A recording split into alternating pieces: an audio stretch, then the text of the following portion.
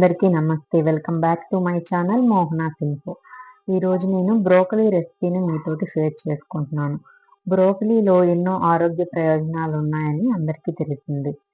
దీన్ని మనం రెగ్యులర్గా తీసుకోవడం వల్ల మన కంటి చూపు మెరుగవుతుంది, హార్ట్కి మంచిది, అలాగే క్యాన్సర్ని రాకుండా ప్రివెంట్ చేస్తుంది, అలాగే బోన్ స్ట్రెంత్ని ఇంప్రూవ్ చేస్తుంది. Calcium rich, iron rich food. ఇది ప్రతి ఒక్కరూ తీసుకోవాల్సిన ఆహార పదార్థం.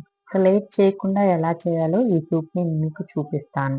దీనికోసం ఒక 250 గ్రాముల ముక్కలుగా కట్ చేసినటువంటి బ్రోకలీ పీసెస్ని తీసుకోవాలి. దీనిలోనే ఒక మీడియం సైజు ఆనియన్ ముక్కల్ని, ఒక బిర్యానీ ఆకుని కట్ చేసుకొని వేసుకున్నాను. దీనిలో 350 ml అంటే 300 మిల్లీలీటర్ వరకు వాటర్ని కూడా యాడ్ చేసుకోవాలి. సుమారు 2 పెద్ద గ్లాసులు. దీనిని 7 నిమిషాలు ఉడికించుకుంటే సరిపోతుంది. ఇందులో మనము 1 స్పూన్ వరకు మిరియాల పొడిని, అలాగే రుచికి తగినంత ఉప్పుని కూడా యాడ్ చేసుకొని ఒకసారి అంతా కలిసేలాగా కలుపుకొని మూత పెట్టుకొని ఒక 7 నిమిషాల వరకు మీడియం ఫ్లేమ్లో ఉడికించుకోవాలి.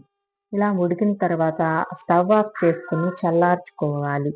ఇది చల్లారిన తర్వాత దీనిలో ఉన్నటువంటి బిర్యానీ ఆకులను కూడా తీసేసి ఒకసారి మిక్స్ చేసుకొని ఈ వాటర్ని వేరొక గిన్నెలోకి స్ట్రెయిన్ చేసుకొని ఈ బ్రోకలీ ముక్కల్ని, ఆనియన్ ముక్కల్ని అంతటిని ఒక జార్లోకి తీసుకోవాలి.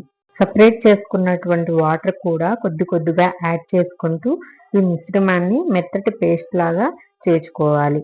లేదంటే క్రంచీగా చేసుకున్నా సరిపోతుంది.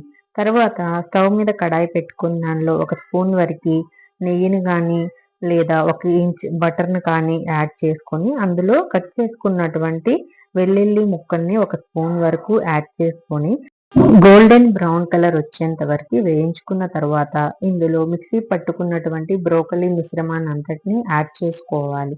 తర్వాత ఒకసారి రుచి చూసుకొని ఇందులోని పెప్పర్ పొడిని, సాల్ట్ని రుచికి తగినట్టు అడ్జస్ట్ చేసుకొని యాడ్ చేసుకొనవచ్చు. అలాగే దీనిలో ఫైబర్ కంటెంట్ చాలా బాగా ఉంటుంది.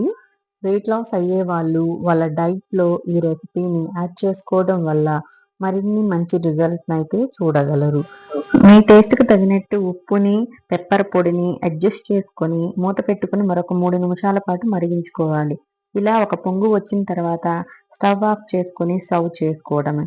ఎంతో రుచికరమైన బ్రోకలీ సూప్ రెడీ అయిపోతుంది.